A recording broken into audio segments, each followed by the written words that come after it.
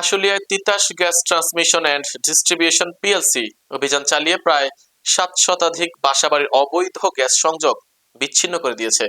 বিস্তারিত থাকছে শহীদুল ইসলামের প্রতিবেদনে। তিতাস গ্যাসের আশুলিয়া জোনাল ম্যানেজার প্রকৌশলী আবু ছালে মোহাম্মদ খাদিমউদ্দিনের নেতৃত্বে আশুলিয়ার গুমাইল স্কুল রোড এলাকায় প্রায় 3 কিলোমিটার এলাকা জুড়ে এই অভিযান পরিচালনা করা হয়। অভিযানকালে নিম্নমানের পাইপ, রাইজার ও অবৈধ চুলা জব্দ করা হয়। তিতাস গ্যাস কর্তৃপক্ষ জানায়, অবৈধ সংযোগের কারণে গ্যাসের অপচয় ও দুর্ঘটনার ঝুঁকি বাড়ছে। তাই এসব অবৈধ সংযোগের বিরুদ্ধে নিয়মিত অভিযান অব্যাহত রয়েছে। এ সময় অভিযানে উপস্থিত ছিলেন আশুলিয়া জোনাল অফিসের সহকারী প্রকৌশলী আসওয়াদ, উপসহকারী প্রকৌশলী সুমন আলী সহ তিতাস গ্যাসের কারিগরি টিমের সদস্যরা। ম্যানেজার প্রকৌশলী আবু সালে মোহাম্মদ খাদিমউদ্দিন বলেন, অবৈধ গ্যাস সংযোগের বিরুদ্ধে তিতাস গ্যাসের অভিযান চলমান থাকবে। ভবিষ্যতে এই ধরনের কার্যক্রম আরো জোরদার করা হবে।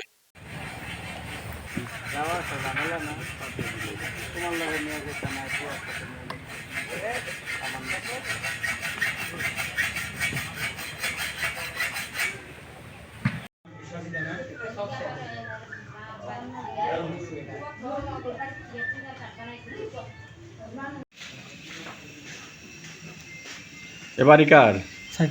সাইফুল মোল্লার। ওই যে এর আগে ধর্ষণ মামলার আসামি হয়েছিল সাইফুল মোল্লা, সেই সাইফুল মোল্লা? হ্যাঁ, সত্যি? আপনার নাম কি? আমার নাম সিকিউরিটি না। ওই যে ধর্ষণ মামলার আসামি হয়েছিল না সাইফুল মোল্লা?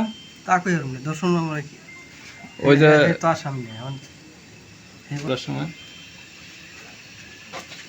আপনার চুরি ছোট বাচ্চা যে দর্শনের বিচার করছে তাই কাছে ওরা ঢুকামো। হ্যাঁ, এগুলো চলে। হ্যাঁ,